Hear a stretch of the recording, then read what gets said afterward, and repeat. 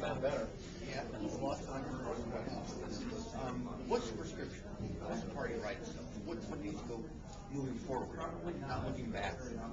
Yeah, the same thing that has historically been the way that we find our way back. And that is clear convictions that are conservative.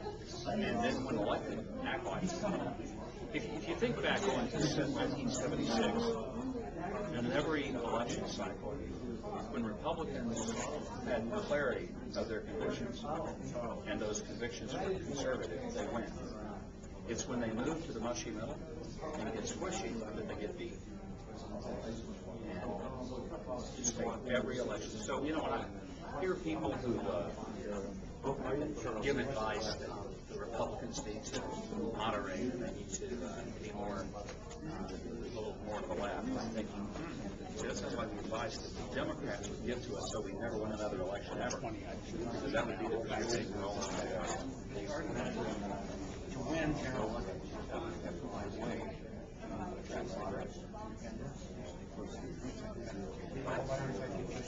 No, you know, conservative principles don't just energize the base, they energize America. People think that you're not going to spend their grandchildren's future into oblivion.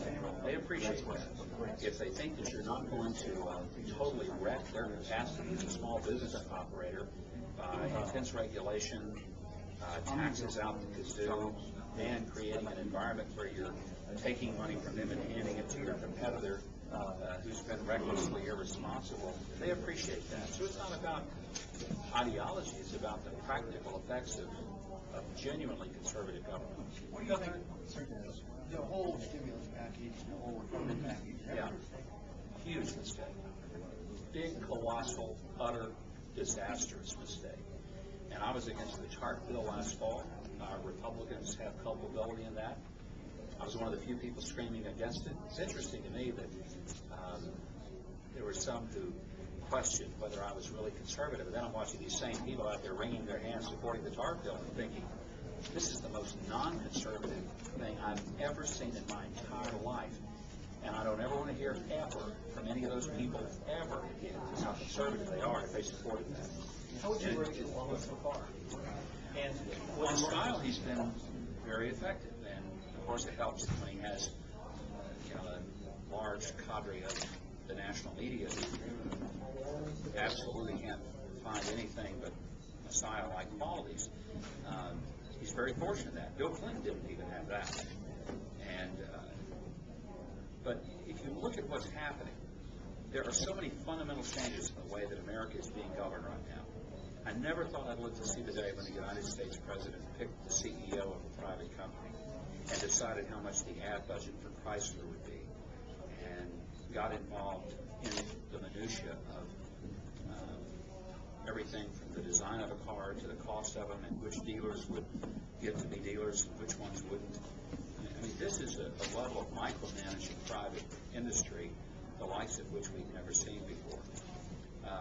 People can say, and rightfully so, that under the Bush administration we ran up a huge debt. But when they look at the Obama debt, we're talking more debt than all of the former U.S. presidents combined. And that's stunning. And I don't hear many people talking about that, but we've quadrupled the debt that we had. So Obama can't blame this one on Bush. Since you've been in Iowa Iowa now has gay marriage, how will that play into the politics of these upcoming elections? There have been 30 states in which the people actually had a chance to vote on it, and in all 30 states, including one of the most liberal states in the country, California, people always decide the same way, to uphold traditional marriage. So this is either this happens one or two ways. Most typically a judicial fiat, completely bypassing the legislature, and in a couple of cases, legislative action, which I would wonder whether it really represents the mood, the spirit, and the will of the people. What do you're in Iowa, you ran last night. I did. You're back here. That raises questions. What are your Helping Bob Vanderplas. I mean, I think it's kind of funny. There's been so much attention. Heck, if I'd had this much attention when I first ran, I'd have done even better at it. I mean, the truth is, this is, there are going to be some people who will come up here because they're clearly prospecting. For me, let me be very adamant. This is more about the past that I have with Iowa than it is about the future that I have with Iowa. I campaigned all to this day with Bob Vanderplas. I had the opportunity to get to know him very, very well. And, I saw him in a private as well as a public moment. I came to be convinced that he's exactly the kind of person who would make a terrific governor. I feel like I know a little bit about that, having been one 10.5 years. And so, it's, for me, an opportunity to come help a good friend, somebody that I think could be a terrific Jeremy, people raise questions about your involvement in a Republican primary. There'll be a Republican primary you pick for. Yeah. There's something to say that That who? Me, I'm not running. They may be wrong. Where are you in the whole decision-making process? I'm not. It's not even. I just this week agreed to a new 3-year deal with Fox, and I've got plenty going. I'm doing radio commentaries 5 days a week, 3 times a day, and to do something like this, I'm shoehorning it in the middle of a very hectic life. In fact, I'm about as busy, if not more so, than I was when I ran for president.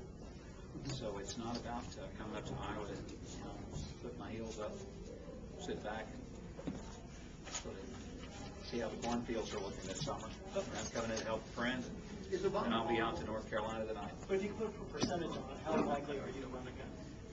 Honestly, at this point, there's no way to put a percentage on it because I'm truly not trying to think of it. I mean, I pull back and say, Barack Obama hasn't even been president for 6 months yet.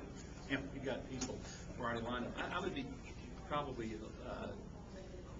maybe appropriate to say this, that anybody who already has decided they are definitely running for president right now doesn't need to be, because they think it's all about them. And we don't know what our country's going to be like in 2 years. For somebody to make this decision right now, then they clearly made the decision that they think that they need to be elected, and it's about them, not the country, and I can't make that determination. Okay, Mike, time for one more question, Mike. Well, I think anybody, I remember back in October 1991, George Bush had 91% approval rating. We were just coming out the other, 91%. Bill Clinton announced that he was going to run for president. I remember it well because I was in Arkansas, obviously, at the time, and I remember all of us thinking, is he nuts? George Bush is unbeatable. He's got 91% approval rating. A year later, Bill Clinton's elected president. Anybody's fault. Politics is a crazy game.